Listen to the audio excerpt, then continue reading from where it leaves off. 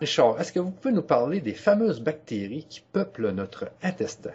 Les intestins, Michel, sont nos amis, nos défenseurs.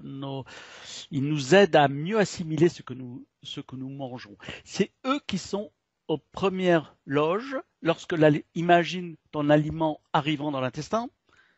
Ce qui va se passer, les bactéries sont là, à l'affût, et vont nous protéger contre des produits soit avariés, soit toxiques, et eux sont en première loge. Mais ils ne font pas que ça. Les bactéries aussi nous aident à assimiler, c'est-à-dire qu'ils vont travailler avec nous comme si c'était nous-mêmes, exactement.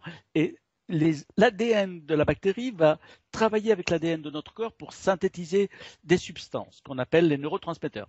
Donc c'est nos amis, c'est nos amis. Il ne faut pas les éliminer, il ne faut pas penser que les bactéries sont on a toujours très peur des bactéries, oh, c'est la maladie. Non, les bactéries, c'est grâce à eux que l'on vit, c'est grâce à eux qu'on peut se défendre. Je vais prendre l'exemple, un exemple, si tu permets.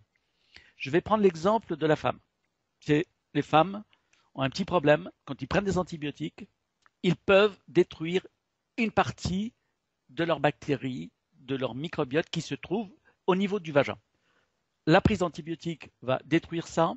Il y a d'autres raisons, mais je ne vais pas revenir là-dessus, je donne juste un exemple. Ces bactéries étant détruites, d'autres bactéries plus méchantes, comme des mycoses, vont profiter de ce que nos propres bactéries ont disparu et prendre le terrain. Et là, c'est insupportable pour la femme qui a ça.